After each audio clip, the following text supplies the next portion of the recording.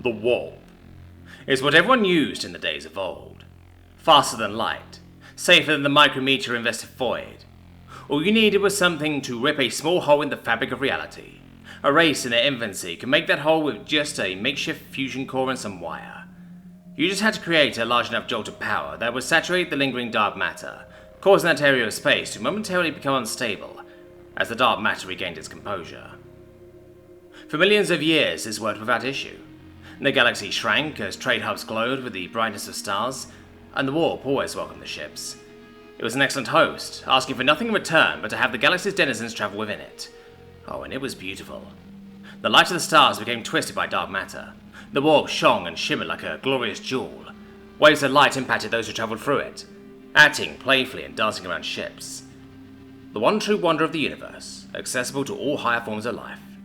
It was perfect. The humans loved it most of all. They became enraptured by a mere gaze at the infinite grace. It was like they had gone mad. Some of them did after travelling in it. They always had a desire to return there. Many of their ships never returned, from the floating wrecks still in perfect working order. We guessed they had simply forgotten to return when food and water ran out. It was sick. Their culture became that of travel in the warp. The rich spent all their time floating in the warp. The poor worked jobs in gruesome conditions on ships travelling the warp. They built giant habitats inside the warp. Massive superhaulers brought material and energy to save their growing population in the warp. Eventually, we saw those ships diminishing in size. They became fewer and fewer each passing century. Most never returned. Humans had become a rarity in the lives of the galaxy. Their habitats floated in faraway reaches where no one had travelled. Their ships never stopped at ports anymore. Only a few stragglers without money or connections remained of humanity. Even their homeworld was stripped haphazardly for parts. The gases and water drained within just a few millennia. The rock and material hoisted into space for refinement. Nothing but rubble remained of the once vibrant world. Its original name was forgotten as it lost its significance. Some considered humanity's infliction romantic.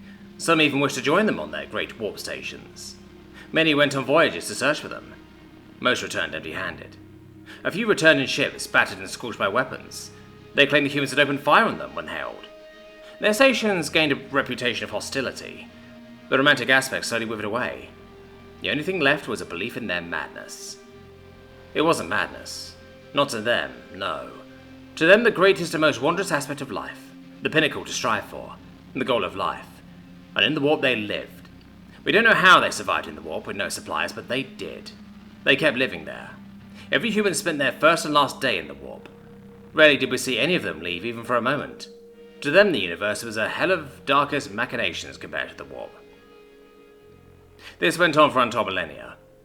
As the rest of the galaxy continued their lives, humans became myth and legend. The Warp Walkers, the Warp-bound, and so many other names became the name of humanity. Each of the names bound to the warp as humans were. They never disappeared, though.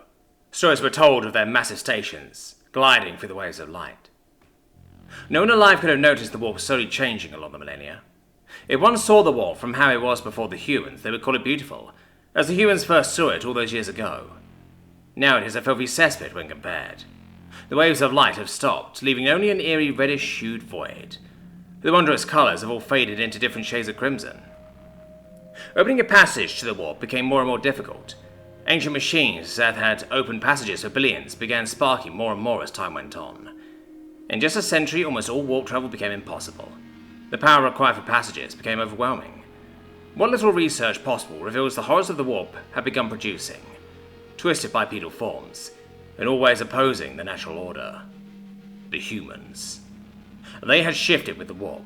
Guided by the red light, they had become monsters. Not by choice, but obedience. The warp was never kind and inviting. It was waiting for the right species. It wanted to whisper glorious secrets in their ears, to show their minds wondrous horrors, to feed them from its own lifeblood. The rest of the galaxy had simply never seen the bait dangling in front of their eyes. It was all just a trap of an ancient beast that opened its mouth for everyone willing to enter.